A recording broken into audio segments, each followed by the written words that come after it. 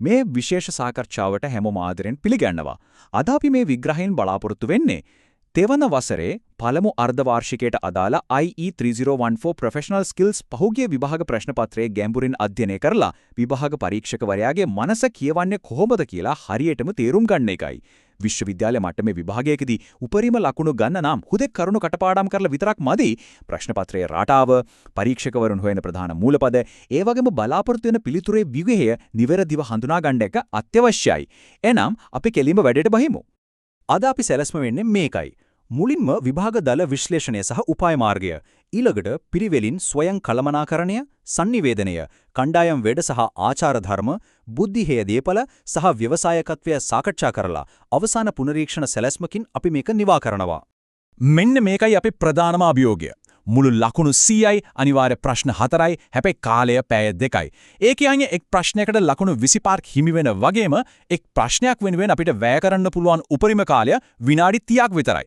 මෙතනදී කාල කළමනාකරණය කියන දේ ඉතාමත් තීරණාත්මකයි. નિયમિત වෙලාවට උත්තර ටික ලියා ගන්න නම් පැහැදිලි උපාය මාර්ගයක් අනිවාර්යෙන්ම අපිට තියෙන්න ඕනේ. හරි. පළවෙනි ප්‍රශ්නය ස්වයං කළමනාකරණය සහ පරාවර්තනීය යටතේ කොහොමද අපි මුල්ම ලකුණු 25 එකතු කරගන්නේ කියලා බලමු. මේ ප්‍රශ්නේ මූල කොටස් දෙකෙන් ලකුණු 10ක් ඉතාම පහසුවෙන් ගන්න පුළුවන්. පරීක්ෂකවරු මෙතනදී බලන්නේ personal development planning කියන්නේ මොකක්ද කියන එකට පැහැදිලි අර්ථ දැක්වීමක්. හැබැයි එතනින් නැවතුනොත් ලකුණු කැපෙනවා. ඒක පරිගණක වෘත්තිකයෙකුට වැදගත් වෙන්නේයි කියන කාරණය අනිවාර්යයෙන්ම සම්බන්ධ කරන්න ඕනේ. ඒ වගේම පීටර් රකර්ගේ managing oneself සංකල්පය යටතේ පෞද්ගලික වටිනාකම් රැකියා පරිසරයට බලපාන විදිය නිවැරදි උදාහරණත් එක්ක විස්තර කළාම මේ ලකුණු 10 සම්පූර්ණයෙන්ම අපේ සාක්කුවේ.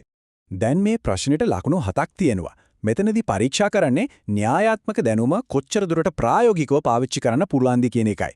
අසාර්ථක වුණු ප්‍රොජෙක්ට් එකක් හරි ෆේල් වුණු ඉන්ටර්විව් එකක් හරි අරගෙන ගිබ්ස්ගේ පරාවර්තක චක්‍රයේ තියෙන පියවර 6 අනුපිළිවෙලින් පාවිච්චි කරලා ඒ අත්දැකීම විස්තර කරන්න ඕනේ. විස්තර කිරීම, හැඟීම්, ඇඟීම, විශ්ලේෂණය, නිගමනය සහ අවසාන ක්‍රියාකාරී සැලැස්ම කියන පියවර 6ම මෙතන තියෙන්නම ඕනේ. පළවෙනි ප්‍රශ්නේ අන්තිම කොටස. ඒ කියන්නේ ලකුණු 8ක් දෙන සිද්ධි අධ්‍යයනය නැත්නම් සිනාරියෝ එක අපි කොහොමද ගොඩ දාගන්නේ?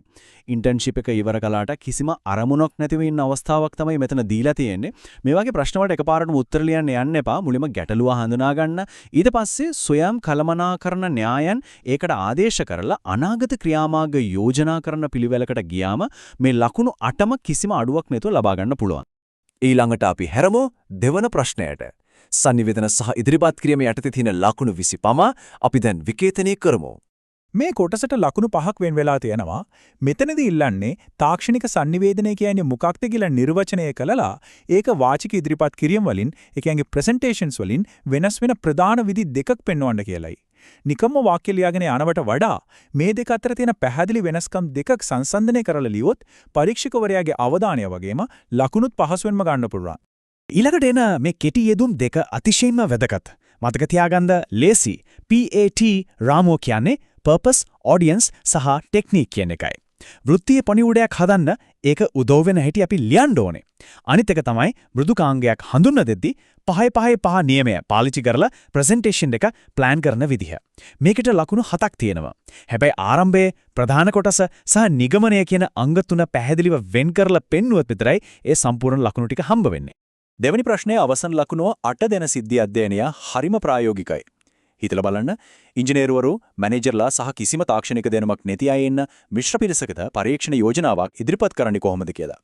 අන්න එතනදී sannivedana ශෛලිය, කටහඬේ ස්වරය සහ පාවිච්චි කරන visual aids කොහොමද වෙනස් වෙන්නේ කියලා තාර්කිකව පැහැදිලි කළොත් ඒක අතරම විශිෂ්ට පිළිතුරක් වෙනවා.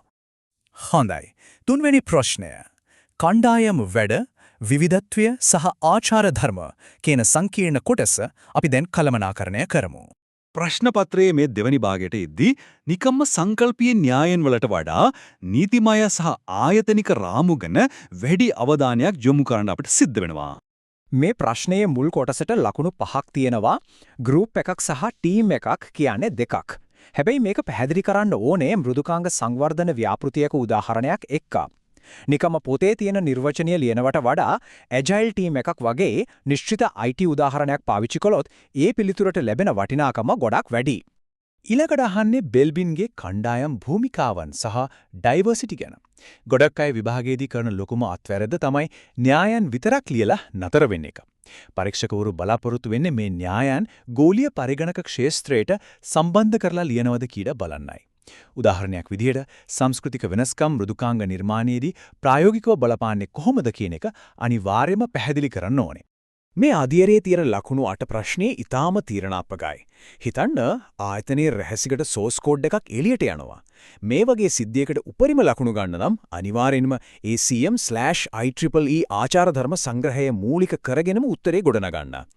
ඒකෙන් නැතිවෙන නීතිමය සහ වෘත්තීය ප්‍රතිවිපාට මොනවද කියලා දක්වමින් ක්‍රමානුකූලව විශ්ලේෂණය කරොත් විතරයි නියම ලකුණු මට්ටමට යන්න පුළුවන් වෙන්නේ. අපි දැන් ඉන්නේ අවසාන ප්‍රශ්නේ බුද්ධිමය දේපල සහ ව්‍යවසායිකත්වයේ. මේකෙන් තමයි අවසාන ලකුණු 25 අපි එකතු කරගන්නේ.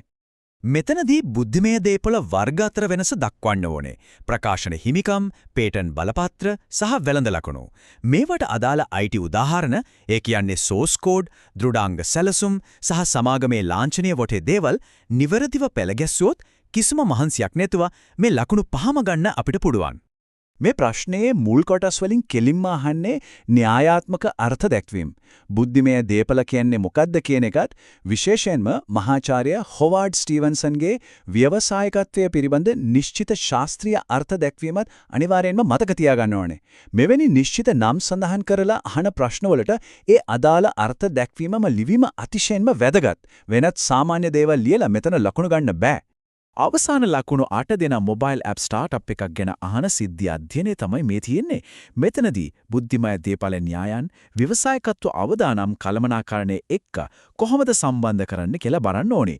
ඉල්ලුම, තාක්ෂණය ක්‍රියාත්මක කිරීම සහ මූල්‍යමය අවදානම් කියන මේ සාධක හතරම ස්පර්ශ කරමින් උපාය මාර්ගයක් හැදුවත් මේ අවසාන ලකුණු ටිකත් කිසිම ප්‍රශ්නයක් නැතුව අපිට එකතු කරගන්න පුළුවන්. දැන් අපි අපේ අවසාන අධ්‍යයනයට වෙ තියෙන්නේ විභාගයේ සාර්ථක කරගන්න අවශ්‍ය කරන අවසාන පුනරීක්ෂණ සැලැස්ම තමයි මේ. මේක තමයි විභාගයට යන ඕනෑම කෙනෙකුගේ රහස් ආයුධය. විභාග රටාවන් හොඳින් අධ්‍යයනය කළාම පේනවා මේ ප්‍රධාන රාමු සහ ආකෘති දිගින් දිගටම පරීක්ෂා කරලා තියෙනවා කියලා. මේ සංකල්ප ටික විභාගයට කලින් අනිවාර්යයෙන්ම හොඳට කටපාඩම් කරගන්න. මේ ආකෘති පාවිච්චි කරලා පිළිතුරු ගොඩනැගුවොත් පරීක්ෂකවරයාට කිසිම හේතුවක් නැහැ ලකුණු කපන්න. මේ සම්පූර්ණ විශ්ලේෂණයෙන් අපි කලේ නිකම්ම ප්‍රශ්න පත්‍රයක් කියවපු එක නෙවෙයි. විභාග පරීක්ෂකවරු බලාපොරොත්තු වෙන රටාවන් හඳුනාගෙන පිළිතුරු තාර්කිකව පෙළගස්වන විදිහයි අපි ඉගෙන ගත්තේ. මේ ක්‍රමවේදය හරියටම පාවිච්චි කරොත් ඒ සාමර්ථ්‍යයක් කරා යන එක කිසිසේත්ම අමාරු දෙයක් නෙවෙයි. මේ උපාය මාර්ගය එක්ක ඉහළම විශ්වාසයකින් යුතුව විභාගයට මුහුණ දෙන්න දැන් අපිට පුළුවන්. එහෙනම් තවත් මේ වගේම වැදගත් විග්‍රහයකින් අපි නැවත හමු වෙමු. හැමෝටම ජය වේවා.